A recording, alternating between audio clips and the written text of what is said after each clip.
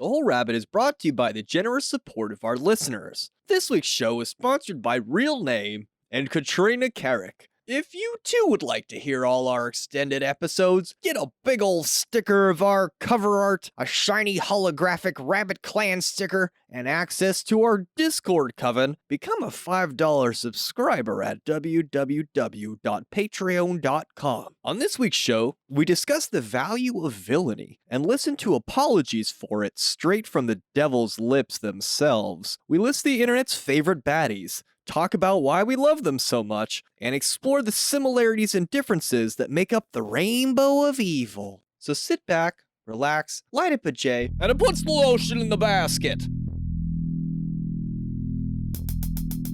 Okay, I can see that. But Boxman is like Eggman. I think I thought of like what I remembered why I think he's so likable though, because Eggman is just he's kind of similar to Plankton, where he's just casually evil. He's pathetic though. Yeah, but he's always himself. Yeah, like there's no facade, but he's just trying to keep up with it. Like they're always trying to catch up to being the coolest villain, but they're always overlooking something, which is how they get defeated every fucking time. I feel like Plankton isn't really a villain for the sake of being a villain, though. I don't know. I think he's mentally deranged. Well, I mean, I'm just saying, when I was a kid, the fun song, his version was better. Yeah. F is for fire that burns down the whole town. If I do U that. is for uranium. Bomb. Bombs. N is It for is no for no survivors. You gotta follow through. You can't just start and then stop and like leave me the only one. Oh, you got it, buddy. Hello, everybody, and welcome to The Whole Rabbit, where we do more than just juice the Clockwork Orange, vivisect the evil doctor, and mend Pinhead's tender wounds. No, we choose an island, fortify it, dung it about with enginery of war, and smite the people that none may stand before us, trampling low men in the fierce lust of our pride in the day of our wrath. Because today, we're talking about the bad guy, and having sympathy for the devil. I'm your host, Luke Madrid, the Hacking Rabbit. I'm joined by Mari Mommy Sama. Awoo! The dastardly Darth Dingus, the birthday boy. It got out. And industrial illusionist. Hey, hey. Hey, hey, hey! The Don't go in my shed. Sagittarian Cynthia. Is that my Cynthia? villain name now? You just have a really weird Discord icon. Cynthia. From Rugrats. We gotta change his name now. Yeah. Oh my god, it is Cynthia. Yes, Cynthia's What? probably the evil demon that's controlling Angelica in the first place. Holy crap. Did anyone never ever think about thought of that. Angelica? I never thought about Cynthia controlling Angelica. I hated her. I thought she was a bitch, but now I'm sad. I kind of liked Angelica because I'm a spoiled brat. Come around me or my family again. She Bad abuses guys. babies. She hurts babies. Bad guys. They're cool. Why do we like them? Why do you like them? I mean, sometimes they're pretty hot, but they're buttholes. I think a lot of times it's because they're a villain can be like their genuine self 100% of the time. They don't have to hide anything. All the ways you wish you could be, that's me. I look like you want to look, I fuck like you want to fuck, I'm smart, capable, and most importantly, I'm free in all the ways you are not. I feel that the villain in a story or the antagonist would provide almost like a looking glass or a gauge of progress to the hero. I feel like the hero and the villain are intimately related, but they're definitely separate entities. And you could argue that they're polar opposite. I feel that in a way the villain grounds the hero. Oftentimes a villain is simply a more believable character than somebody who's goody-goody all the time. Yeah. I feel like if you want to read into it a little bit, I think this is part of why Marvel's take on superhero movies was so successful, because you get the sarcastic, somewhat flawed superhero who makes like mean little quips that are kind of funny now and then. Yeah, and you could see why someone would hate them. Fuck that guy. Fucking Spider-Man, massive dick. And if you're going to go into the military, which it's a recruitment tool for, you're going to get hazed and you better get used to some ambiguity on your team. All sorts of ambiguity. And, you know, it's interesting that you guys even start out saying that, of course, villains can be authentic in who they are because they have no regard for morals or other people's boundaries. But at the same time, a lot of times you have villains must gain the trust of unsuspecting victims. So a lot of villains have an expertly crafted facade that they wear, like a mask. Like we'll get into Patrick Bateman later, but that clip we just watched where he's doing the facial peel in the bathroom, he's pulling his mask off when he's talking about himself and looking in the mirror. I mean, it's so obvious that he's just saying that I'm a shell, I'm a facade with nothing underneath. That's the thing about some villains. While they're being as authentic as possible, they are also shapeshifters. So that's also something. I mean, I see this often, and also Fox is a trickster character, and in many different lores in Native American and Shintoism, the fox is a shapeshifter as well, and will trick you. Yeah. Oftentimes the bad guy kind of realizes that everybody in the world has this mask on and they're not afraid to take it off and show who they really are to everybody. Or to change it up to get what they want. I think really, like if you are a person who identifies with their misbehavior, you don't have to justify anything. Yeah, to anyone. Tony Montana says, you don't have the guts to be what you want to be. You need people like me. You need people like me so you can point your fucking fingers and say, that's the bad guy. So what, that makes you good? You're not good. You know how to hide, how to lie. Me, I don't have that problem. Me, I always tell the truth, even when I lie. So good night to the bad guy. Come on. It's the last time you're going to see a bad guy like this again, let me tell you. He's a little bit like Don Corleone in the sense that he's going to be himself. And he even sees bad guys sort of going south that way, where like he lives by his principles. You know what I mean? Like whatever they happen to be. Like the villains only answer to themselves at all times. Well, there's some bad guys who, and we'll get into this later because of their alignment, have to listen to their boss. Or if they make a deal, then they have to fulfill the deal. That's where we get into like you have villains that don't have any rules whatsoever that they follow, and there's no pattern to their behavior, and the unpredictability is what makes them villainous, right? But then you also have villains that go by a set of rules, and they have very, very strict ways about which they will engage in their, I guess, craft. I mean, like either antagonizing the hero or taking victims for themselves for their own pleasure. So, you know, there's kind of two ways to approach that if you are a villain. We've really touched on multiple types of villains, and honestly, thinking about it now, there are many ways and many reasons that a person can be evil, but I can't think of one compelling villain that I've seen that lacks drive and ambition. Yeah. They have, as old Scarface put it, they have the guts to be who they want to be. They get what they want.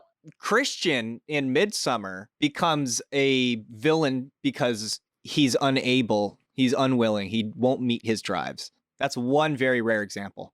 I've not seen that movie. Just to play devil's advocate. But I mean, I don't know, I haven't seen it, but could you argue that because his drives haven't been met, he is pushed on by desperation? Like he's still a victim in some respect, which it gets into this gray area. Like even if someone's like mentally deranged and they're sick in the head and they do something bad, are they really villainous? Because it's not like they are planning to do that. They just happen to do it because they're sick.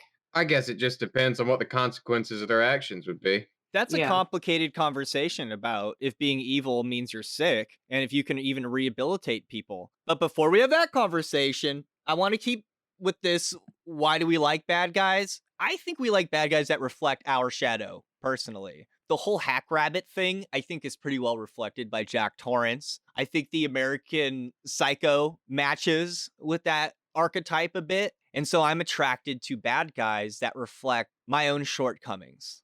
I don't know if that's true for everyone.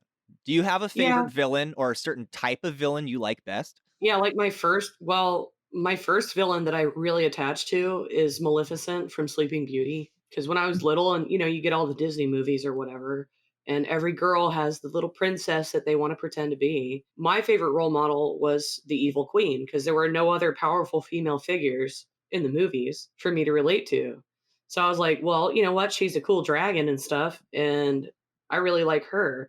But she's portrayed as the mistress of evil, and she's basically a stereotype of an angry old woman that's jealous. Now that I have to think about it, I think the villains that I most often identify with are the ruthless kind. You know, Well, I wasn't it's not done. that I myself am, but what did you say, Mari? I wasn't done though. Oh shit! 'Cause the Sorry. ruthless ones are the ones that I really don't like. If they have no flaws or redeeming qualities at all, or they don't show any, like, kindness or any kind of empathy toward anything else, I don't like them. But with Maleficent, the reason that she cursed the Princess Aurora is because she was not invited to a party, which is very Eris-like. The original snub. Yeah, and, that's why Eris struck me so deeply because there were no good, strong female role models, when I was younger. So I kind of attached to this, and it was ascribed the uh, the role of villain in most of media. So that's why I go by Queen Mari, or that's why I've always called myself that, or the Queen of Evil, is That because I that attached to that villain when I was younger. that dragon is the coolest thing in any Disney movie It ever. really is. And that's pretty much the dragon sealed the deal for me, and that's, like, one of my first totems. But I also Agreed. tend to like villains that, like, okay, I understand why she harmed people is because she's so consumed with hate and anger that she'll just spill it out on other people. So I feel like Sleeping Beauty and that story itself is a warning. Like, just because someone's weird and you don't like them and they cause trouble doesn't mean that if you're inviting everyone in town to something, then you should probably invite them. Like, you shouldn't leave people out because you're not sure about them. Give everybody a chance. So I like that her story is kind of a warning. But then after that, like, I tended to like villains that they started out flawed and then they have their own anti-hero journey and then become redeemed at the end of the story. Kylo Ren. And then there's another interesting, like, Walter White is another favorite of mine, but he starts out good and then becomes evil. So I like the ones that are kind of in the middle, or ones that are either more powerful or on another level than the hero. Whereas they're either like a multi-dimensional being, or something that has way more magical power than you, or somebody that can see the world through a different lens than you. Like, a good example of that would be like the Alien movies. Like, why are we so afraid of alien species trying to kill and eat us? I mean, all that is natural competition. It's not like the alien animal is evil. It's just trying to eat something and make babies. That's the kind of stuff that I really am into with villains. Is like, okay, at what point is a villain not really evil? It is just enacting a natural urge. And why are we labeling that evil? Okay, Dingus, that brings us to your bad guy, the ruthless bad guy, because they engage with honest, sincere aspect of themselves. They don't have an inhibition, and they just go for it. I wouldn't say that's always true. Like, there are many types of ruthless bad guy. There's just like a fucking like berserker mode rampage kind of villain. Yeah, But there's also I like there's like those ones. there's like the callous enforcer that you would see in some kinds of like like a POW film or something like that. Mm-hmm. There's Palpatine, who's ruthless but he's slow. He takes his time. He's calculating. I love Palpatine. Who doesn't? Yeah, yeah, he's like fucking dope. Do it. And I think kill him now. Well, the one Shit. thing I do like about ruthless villains, it reminds me of the Adrian guy from Watchmen. What was his name? Ozymandias? Ozymandias. Yeah, because his vision was noble, but he was taking it way too far, and to wipe out the entire Earth with a nuclear bomb just to start over and make a utopia. I think that's a little off the deep end, but I can understand why he made out that set of rules and why he is sticking to his guns. Does that make sense? So Well, I Those like are him my because favorite. I understand his train of thought. It's well, believable. yeah, it's like he's Ozymandias. Like, the entire thing about him is that he's a narcissist. He's doing this to prove something for himself. He wants to be the Not really out savior. He there wants to to start. save everyone, and everybody love him because he's the best. Anyways, what I was getting at with like liking ruthless villains and enjoying them is that I think that's an expression of my personal psychological shadow. For the most part, I try to be very accommodating towards people, and the most hell that I've ever raised is when I get angry enough to become callous, Yeah. and that's what I become when I'm in that state. I get that way too, where I'm dismissive or I just don't give a fuck. I get destructive at some. Yeah, I can get that way, but I'm pretty good at holding it back. But I get what you mean. Like, Anybody can get to that point. And that's the scariest part about a ruthless villain is anyone can be pushed to that point. I also feel like they're just at that point all the time, and in some cases, the more compelling ones, in my opinion, uh, adapt to it and learn to plan around it and use it in intervals. But they always stay in this mindset. Of competitiveness, and it never ends. Like I think that reminds me of that guy from The Fifth Element. I like bad guys that reflect my shadow. There's a piece of myself that can snap and just go full crazy, right? Yeah. Where and usually it manifests as yelling, but metaphorically and in the tarot, those are daggers, your words, your intellect. Like what in Skyrim, the dragons, when they're doing their thumes at each other, they're technically arguing. This is represented symbolically by those bad guys that just like flip and they go nuts, like Bateman or Maleficent. She turns into a freaking dragon, and that's why she's my role model, because she helps me express that side of myself that needs to get out. Is like that snapping and like blowing fire. I'm not gonna hurt you. Because you're so freaking done with these people. You didn't let me finish my sentence. I said, I'm not gonna hurt you. I'm just gonna bash your fucking brains in. What is that? The Shining. Oh shit! I need to see it. Jack was such a good villain. All work and no play makes no boy. All work and no play makes Jack a dull boy. All work and no play makes Jack a dull boy. All work and no play makes Jack a dull boy. Oh. I'm being presented with this list of the greatest villains of all time, according to the internet. Big place. I didn't know they could get all the opinions. We have the T-1000. We got good old Papa Palpatine. We got the Alien. We've got Kylo Ren. We've got Agent Smith. Yeah. We've got Wile E. Coyote. We've got Scar. Tony Montana. The Terminator. Alex DeLarge. Michael Corleone. Is that it? Corleone. Corleone. I'm not going to say Carleone. I don't Hal know. 9000. Jack Torrance. Anton Chigurh. Norman Bates. The Wicked Witch of the West. Hannibal Lecter. And Darth Vader. Vader was just a more jaded Kylo Ren. The Wicked Witch is mixed though, because she like comes from this fucked up upbringing. She done got fucked over, but I think that's in the new musical, and is it really from the old books, the Oz books? Yeah. Oh, in okay. Wicked, yeah, she really doesn't like Oz, and No, Wicked is the musical. it's a book. Well, but I'm saying the Oz books were written in the like It's 1800s. both. Yeah, Let me- it is both. But It is which both. Wizard of Oz book talked about her history? Because I wasn't aware of that one. In Wicked, or what is it? Yeah, Wicked. No, It's Wicked. It's a book and it's a musical. That's Right. newly written though. I am It is. honestly shocked What, that really? there's this much lore to It's fucking new. Wizard of Oz. There's a ton of lore in Wizard of Oz. Yeah, but Wicked is a new, just like, okay, like how I like Maleficent. The new Maleficent movie with Angelina Jolie is completely rewritten, and it makes her What? even more empathetic. Like you're more empathetic. Like there's a reason that she's a bitch in that movie. Whereas in the original, she's just always been a bitch. And I really feel like she's a personification, how grief and evil can consume a person and make them just a force of evil. No, Wicked is written new, and it's to make you empathize with the villain of the original series, which honestly, she's not the only villain of the Oz series. yeah, it's Oz. Really, he's Yeah. a wizard. She's just got the most sex appeal. If only we could get her a nose job.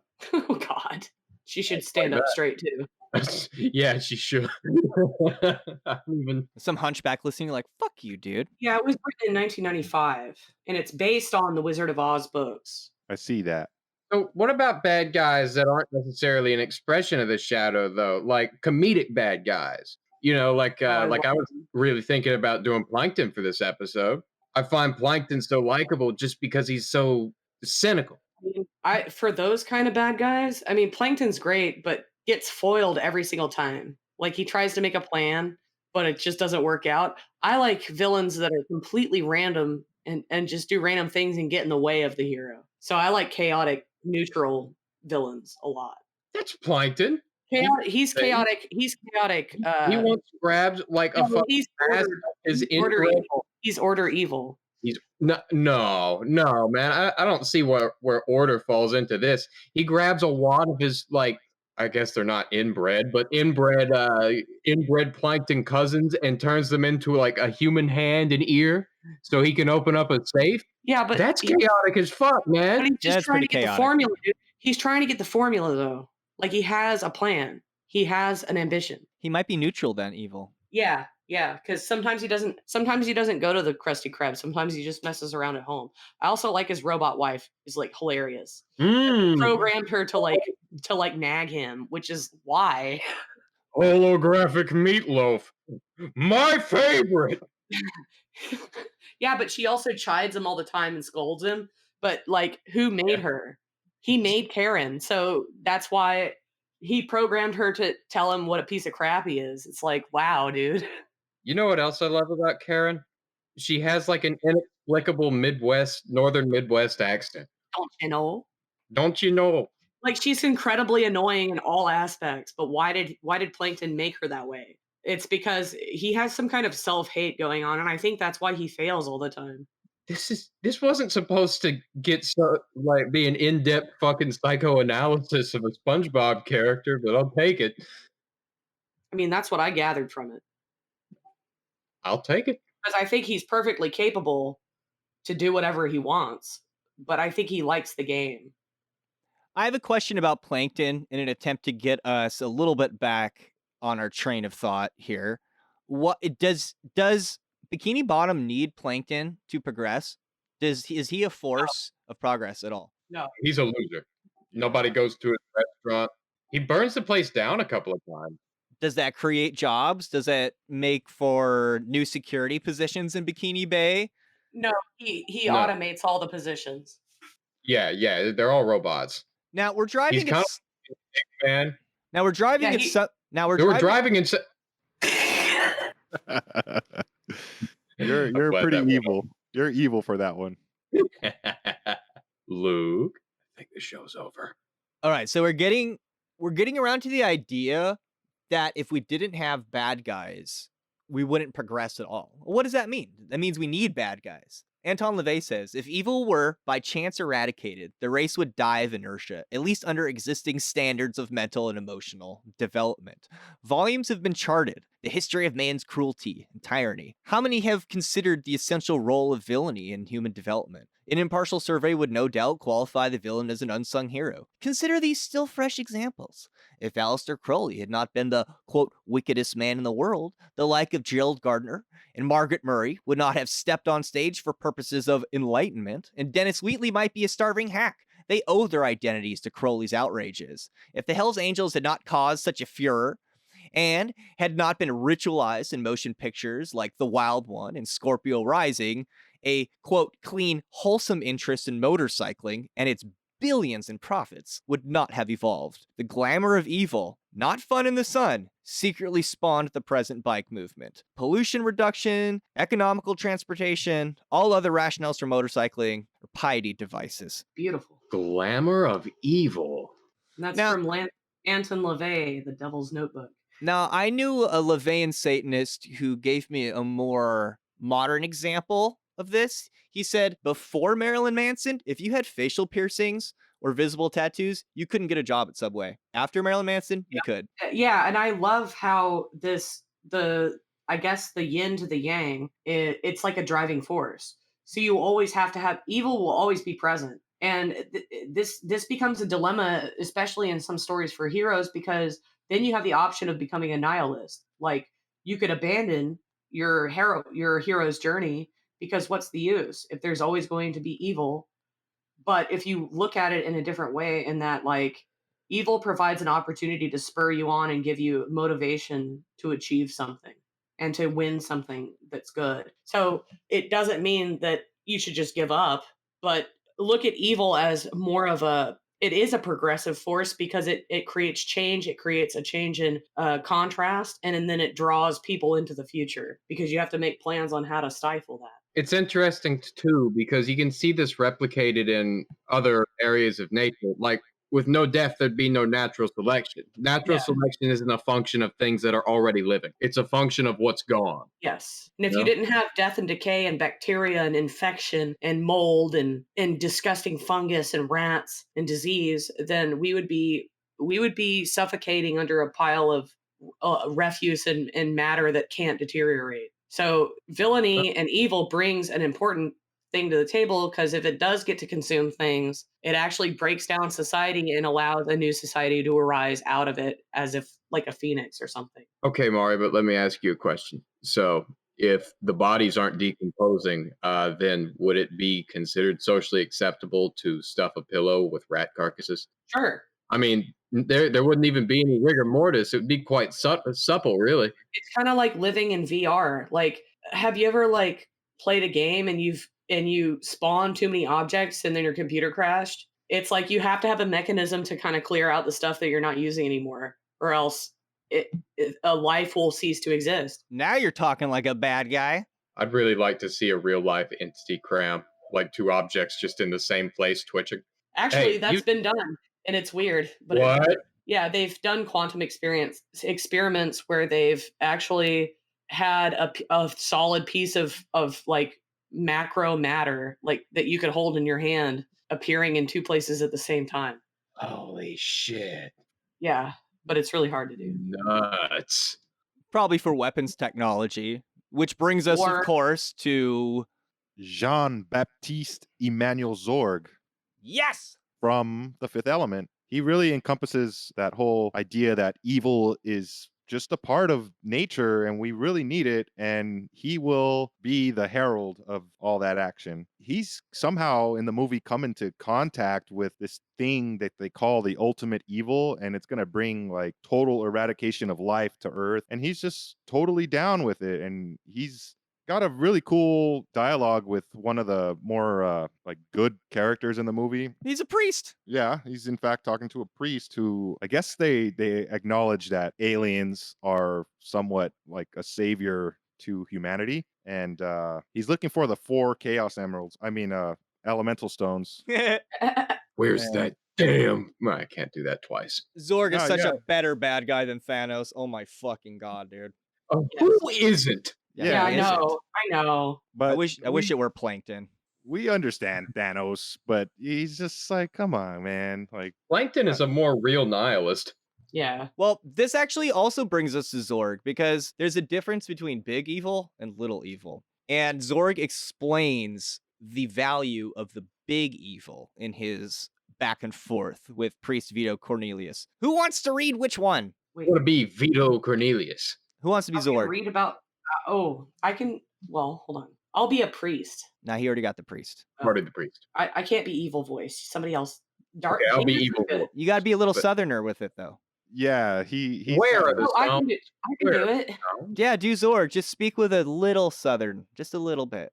Like you're Who's who? sophisticated, and maybe a like a cigarette, like a tobacco billionaire. Like Candy, like fucking that guy at the plantation from A Southern Django dandy. Unchained. A Yes, southern dandy. I don't know what I'm talking about. Yeah, go ahead. John Candy, What? whatever. No. It's, Oh, it is y'all ever just seen so Django? hot out here. I do declare. Oh Lord, I think I'm getting a case of the vapors. There you go. That's a little heavy, but yeah, let's go for it. So you're Zorg, and Dingus is Priest Vito Cornelius. Say the line, Bard. Thank you. No, it's you. Zorg is first. Say the line. Is it me? Yeah, you're It Zorg. is. Oh, I'm Zorg.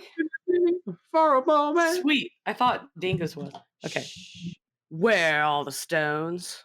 I don't know. And even if I did know, I wouldn't tell someone like you. Why? What's wrong with me?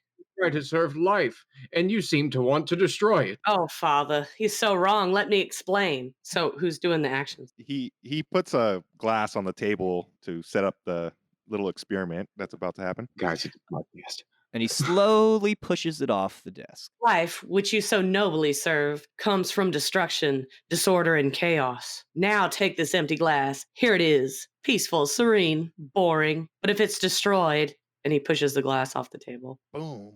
All these robots at come all out to these- clean it up. Yeah, a bunch of robots come with like spray and a broom attachment, and they all beep and bop and do their job. It's like So, like a bunch of village. stupid Roombas. yeah. Look at all these little things. So busy now. Notice how each one is useful. A lovely ballet ensues, so full of form and color. Now think about all those people that created them. Technicians, engineers, hundreds of people who would be able to feed their children tonight, so those children could grow up big and strong and have little teeny children of their own, and so on and so forth, thus adding to the great chain of life. You see, Father, by causing a little destruction, I am in fact encouraging life. In reality, you and I are in the same business. Zorg starts to choke on a cherry, and the priest goes on a monologue and says, "Where's a robot that saves you from choking?" before saving Zorg from death. Is it a good guy move to save the bad guy? I don't think so. Like God and the problem of evil. Like Batman and Mhm. Joker. And Yeah. Batman is constantly saving Joker. Yeah. So yet again, we go. Oh, are we ready for the quote? Okay. Sorry to ruin everyone's fun.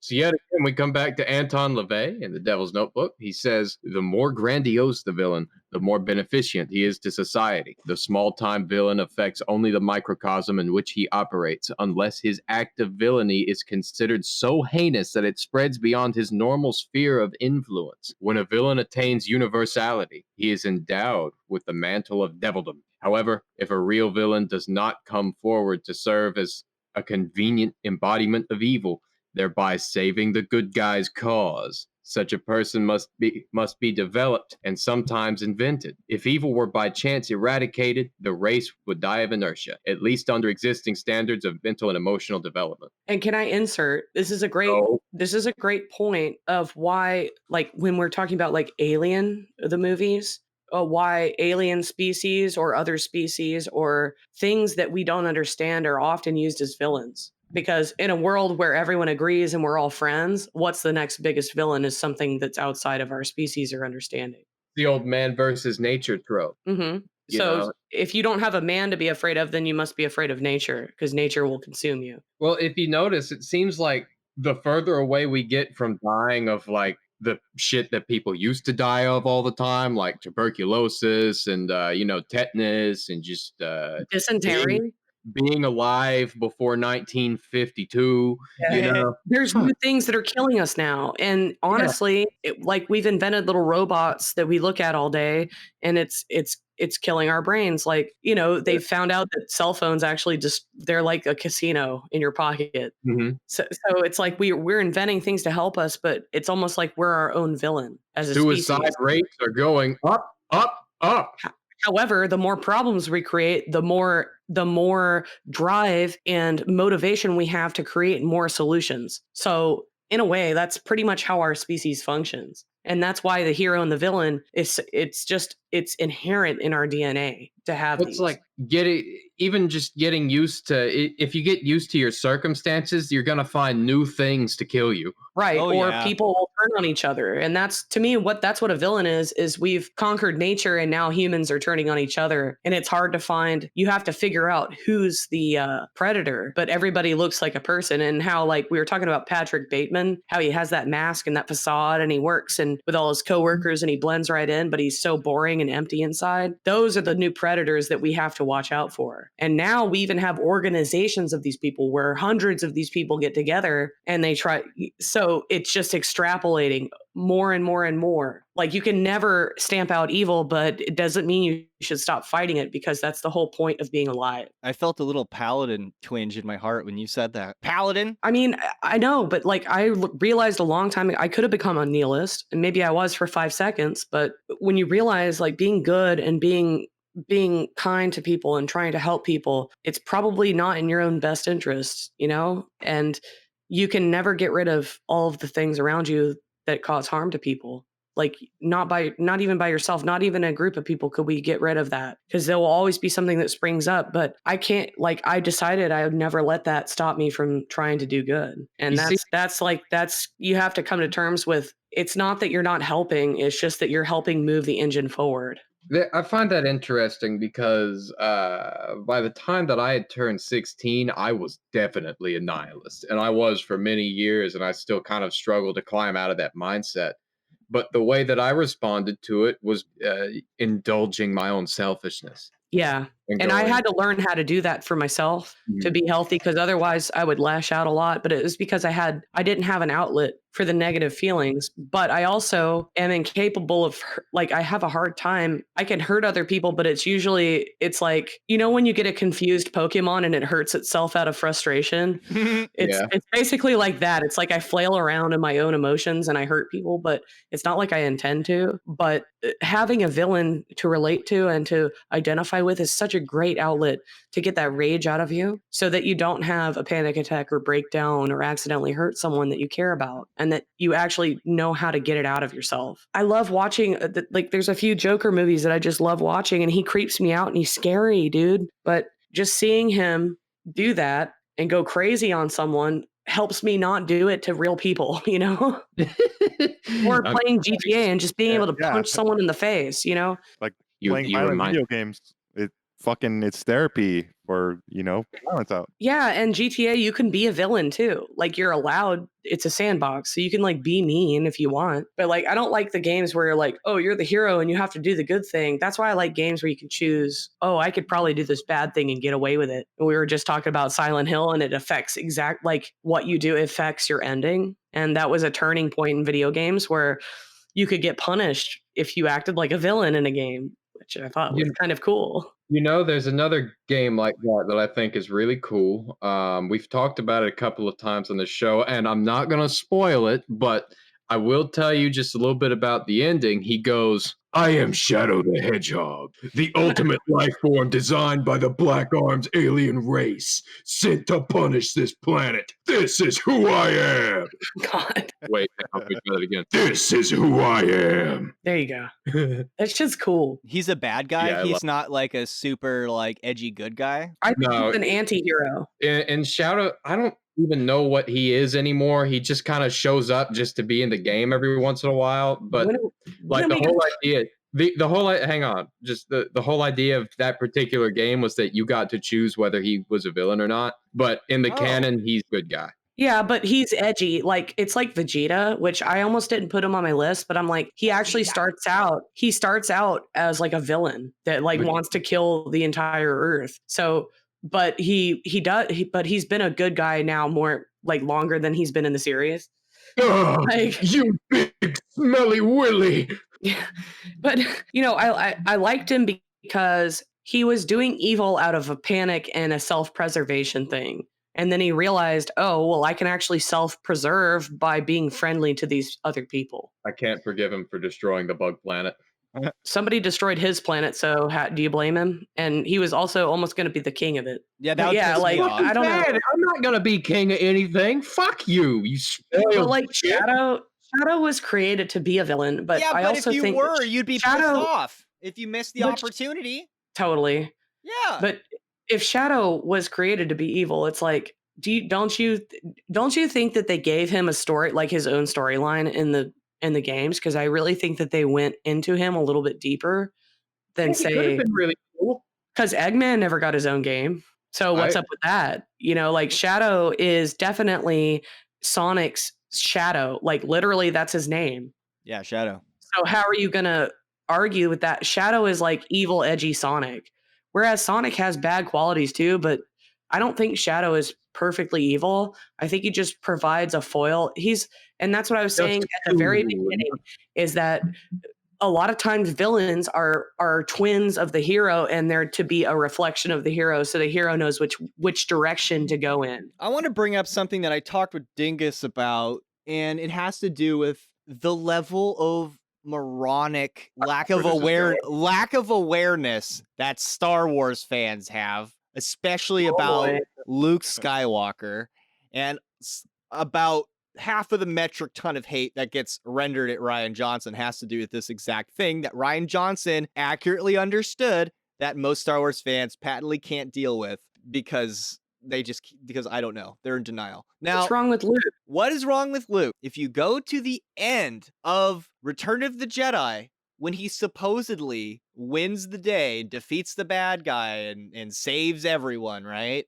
When he defeats Darth Vader, he does so using a dark side point. Right before that scene, he withdraws his lightsaber and says, "I'm not going to kill you, Father," citing his attachment to his family for his reason to not fight. Vader is intelligent and a trained initiate of the dark side. And he says, well, you're stupid to withdraw your weapon. He knows Luke's going to pull it out again if he attacks, and he does. So they get into a fight again. Luke is like not doing well in this fight, and he's hiding. And Vader is now creeping about looking for him. He says, ah, your thoughts betray you, sister. You have a sister. And this works exactly how Sidious would want it to. Because Luke, who's attached to his family and his friends, immediately loses all cognitive ability.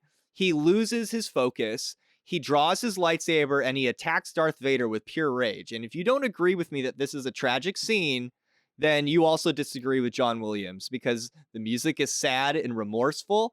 And when he defeats Darth Vader, he has this look of pure rage on his face and hatred. I want to say, though, I also think that Vader let him do it. Maybe I so. think it's a good thing that he did. I think he wanted that to happen, and that's because Vader if you're in the Sith, that's how you ascend, and he wants the best for his offspring. Yep. Yeah, So Vader in a knows. way, I think Vader stepped back and allowed himself to be slayed. So but he did have to froth up his own son to get at that rage. He was trying to extract the rage out of Luke, and once he saw that, he was okay with going. Something tells me Vader. Yes. Sorry, I'm just so agreeing with Maury right now, and I have to say, But and he knows he's leaving. He knows he's leaving his legacy to someone who's worthy of it, and that's the whole point of the Sith, is that you have to prove that you are stronger than the person that you take the throne from. Yes. Whereas the Jedi almost are like goody two shoes, and I could definitely see how the Empire arose, because fuck these goody two shoes, we need to be tough right now. So then Okay, so you fast forward to episode 8, right? Where everyone hates and is in denial, and like Luke Skywalker would never do this. Luke Skywalker, who's now the head of the Jedi Order, presumably. Which he's like, yeah, what of it? He doesn't even have anyone over him to tell him what to do. He's just doing it, right? It's like he hasn't even been trained as a kid. He's just doing his own thing. He has his own little like outer heaven dealio, and it's great for a while, but then comes along Ben Solo, who is so immeasurably powerful that he, you got to pay attention to this kid. We all know that he's going to be important. Well, of course he goes into Ben Solo's tent and he reads his mind in secret. And what does he see? He sees so much darkness. He immediately goes straight to the idea that it's going to destroy his friends and his family. And before he has a chance to think about it rationally, that same thing that he pulled out to defeat Darth Vader activates without him consciously doing it. And he even says in that scene, villain. It passed like a fleeting shadow, he says. And I was left with like, what is he said, and then that's when Ben Solo was like, oh my God, yeah, Luke Skywalker is going to kill me right now, and he's a hypocrite, and it makes him worse. It cements his decision, basically. He could have left the guy alone, and this is why privacy is extremely important, because even though you have bad thoughts, I'm just saying. No, you're right. But the guy was young. I mean, do you remember when you were a teenager? How much did you think about murdering everyone you saw? A lot.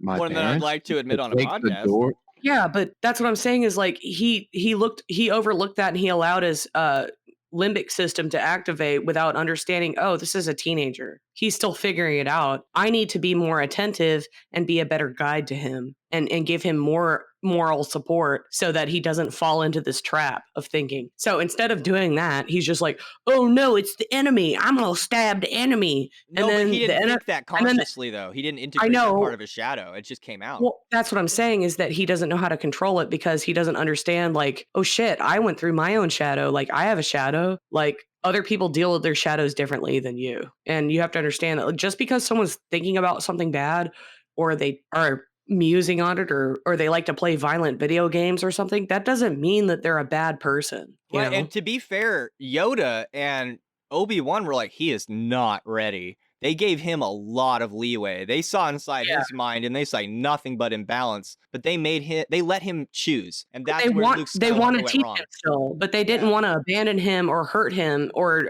spurn him because of the thought he had. They wanted to work through it with him that's what a good mentor or a father figure, a patriarch would do. So there, Star Wars fans, Luke Skywalker's not perfect. No, he's not. Honestly, And he's the son of Darth Vader. What do you expect, you guys? And the whole point of Star Wars to me is to prove that whether you're on the light side or the dark side, it's bullshit, guys. It's about your personal autonomy and how you protect people around you. Are you thinking about yourself or are you thinking about other people? Well, Darth Vader gets led to the dark side by thinking about other people, and so does Luke Skywalker. That's part of the mystery of Star Wars and about life itself. But the way of the Sith is much like reptilian thinking, as if survival of the fittest, and you don't defend people who are weaker than you. honestly, I always found Luke to be an uninteresting character, and the fact that, like what Rabbit just explained, makes him way more interesting to me now. Because there's no point in being good if you aren't a little bad. You have to have a struggle because there's no point. If you're ultimately goody two shoes, everybody hates that trope. Everybody hates that person that's just good and they're always good and everybody loves them. Nobody likes that person. It's just like you're being fake at that point. Yeah, just as fake as the villain with the facade on. Just as fake. It's like a priest touching children.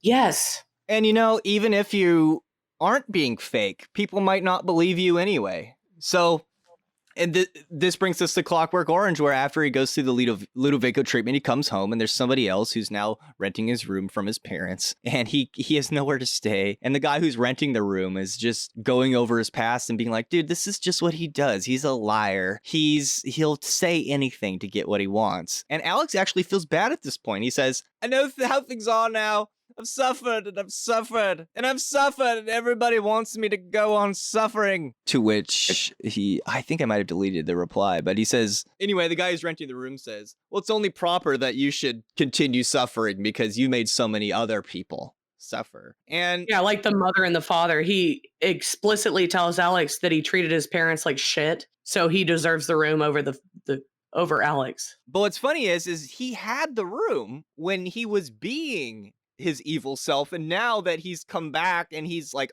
authentically feels bad, he can't catch a break. He's like fixed, quote unquote. But this happens in society today too. Like it's even politically relevant because on the left, there's this problem of people who used to be people rejecting those who used to be conservative. Yep. I've gone full circle too because of the madness. It's just insane. They're attacking their own at this point because they have that rage thing going off. This endless virtue signal. People trying goody. And no one's perfect, but they're not willing to acknowledge that. They're like, we can all work to be better. It's like, yes, that's what we've all been doing that the whole time. You're the only one that thinks we haven't. I didn't want to get into this on the free show because we don't like to talk about politics, but in terms of bad guys, it's politics. I consider myself patriotic, but part of my patriotism is being able to take my country and its history and personify it as a bad guy, as evil, to look at it honestly and hopefully grow up from it. But we are allowed to do that, unlike other countries. We are allowed to look at our government as a demon and grow from that and understand what parts are bad and what parts are okay. And even when the system doesn't work and doesn't allow that to be true, we still intend for it to be true. Deep down, we are a collection of different cultures from different places that are looking for something greater than what we were given. We're looking for something, like we're cosmic explorers, man. I don't want to be too... Well, I know, but the other thing is I think that a lot of these villain stories are a warning to regular people to be careful, not even to be careful or walk on eggshells around someone because they're going to attack you, but to be respectful and to have boundaries to other people. But, if you say it like how with Maleficent, if you have a party and you invite everyone on the block, then you better invite everyone on the block, dude. And right? Maybe don't kill the people that lived on the block first, and then say. Or if somebody is a drama queen, then just let them be there and kind of ignore them. But the point is to not go after someone or persecute somebody because they're different than you. because this is the hero villain thing. And in all honesty, this is the reason I like the middle of the road kind of chaotic villains, or people that do it because they don't know any better, is because that's more realistic. We don't really have people that you meet every day that are villains because they're pure evil, right? People that you perceive as villains in your everyday life are people that you just misunderstand. And I think that's to me is what the hero and the villain story is that they could have been the same person, you guys, right? Well, I They could have find that gone down the same path and come up to Yep. the same conclusions, but for some reason the hero doesn't, and then the villain relents to that destructive quality. You know, Does that come down to like their nature, or is it just like random or something? I think that some people are predisposed to that, but nurture has to do with it, because if someone that has those tendencies is not nurtured properly, they will fall into the tendencies and become a monster. And you know who disagrees with you? Who? Hannibal Lecter. And if you'd like to Mhm. hear him disagree with Mari-sama, who's been dropping hot wicked knowledge bombs on this. I like how we got you caffeinated. Yes, that was And my fava goal. beans. Yeah, What was that? This worked. We're going to talk about Hannibal Lecter next, and some of the more ominous villains, I'm assuming. And if you'd like to hear that, please go to www.patreon.com/thewholerabbit, where $5 gets you access to every single extended episode. I'll send you 2 bonus stickers, and you'll get access to our Discord server, which is way cooler than the last time you heard of it, and it's way cooler than the time before that and the time before that. And it's always cooler. yeah, it's like Dogecoin if it never dropped in price. It just keeps going up. It's Like an Doge. inside joke that keeps building on itself. It's Dogecoin. Whatever. Thank you, Fucking everybody. Corleone. Can I say the thing? Dogecoin. Eat carrots and shoot lasers. Oh, hot.